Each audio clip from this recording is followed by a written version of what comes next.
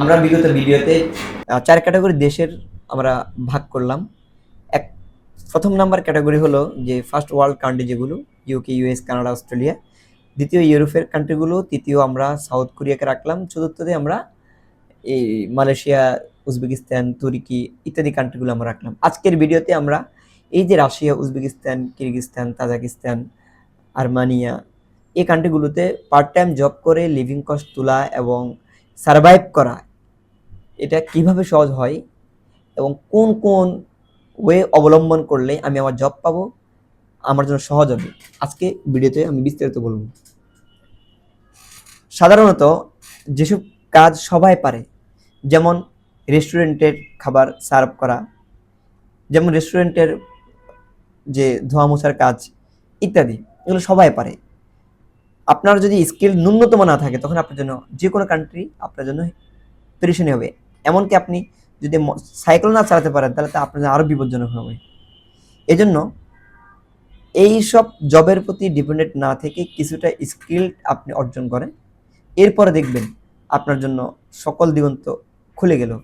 সে যে কান্ট্রি হোক, বাংলাদেশ, শ্রীলঙ্কা, ইন্ডিয়া, যে কোনো কান্ট্রিতে হোক, আপনি সার্ভাইভ করতে পারবেন।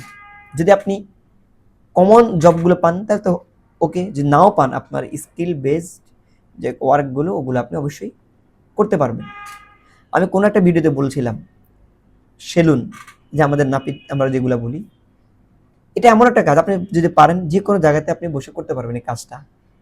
একটা উদাহরণ, আপনি কিরগিজস্তান মেডিকেলে আপনি পড়াশোনা করেন, আপনার এই যে চুল কাটার যে দক্ষতা আপনার আছে, একটা আয়না ব্যবস্থা করলে হোস্টেলেও আপনি ভালো টাকা আর্ন করতে পারবেন।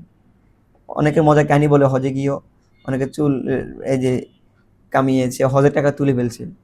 আমাদের দেখা, আমার এক বড় ভাই, আমাদের এরকম তার একটা গল্প আছে, ও টাকা দিয়ে সে হজ টজ করলো।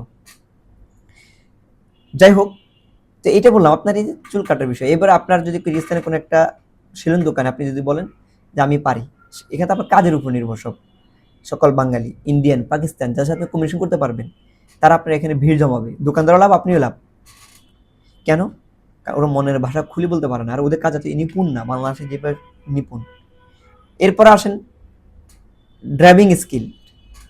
ড্রাইভিং স্কিল বলতে মোটরসাইকেল থেকে শুরু করে ট্যাক্সি সব কিছুতে সব স্কিলটা আপনার থাকে। ড্রাইভিং লাইসেন্স আপনি পাবেনই।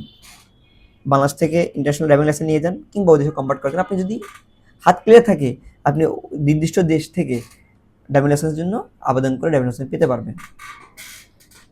এরপরে আপনার হাতে হাতে গার্মেন্টসের যে সেলাইয়ের কাজ যদি আপনি করতে পারেন, এটাও ডিমান্ডফুল। প্রতিটা দেশেরই দর্জির কাজ থাকে কম বেশ। তো এই জন্য বলি, আপনারা বিদেশে উচ্চশিক্ষা করার জন্য যাওয়ার পথে যখন বাধা প্রতিবন্ধকতা আসবে, আমি সার্ভাইভ করতে পারবে কিনা, এই কোশ্চেনটা আমি মনে করি আপনার জন্য থাকা উচিত না। আপনি যখন এই কোশ্চেনটার সম্মুখীন হবেন, সাথে সাথে এটার বিকল্প হিসাবে আপনি বাংলাদেশে যে টাইমটা পাবেন, গায়ের মেকানিক্যাল হোক, মোবাইলের মেকানিক্যাল হোক, সেলের কাজ হোক, যে চুল কাটার কাজ হোক, প্রতিটা জিনিস আপনি একটু শিখে ফেলেন। এত কঠিন না, এটা খুবই সিম্পল একটা বিষয়। তাহলে পৃথিবীর কোথাও আপনার কাজের জন্য সার্ভাইভ করতে পারবেন কিনা আটকায় থাকার কোনো প্রশ্নই আসে না।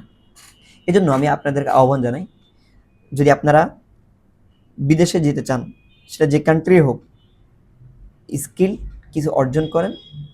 সার্ভাইভ করতে পারবো কিনা, ইন্ডিয়া হোক, নেপাল হোক, ভুটান হোক, পাকিস্তান হোক, কোনো দেশের ব্যাপারে আপনার এই কোশ্চেনটা কখনোই থাকবে না। আপনি পারবেন।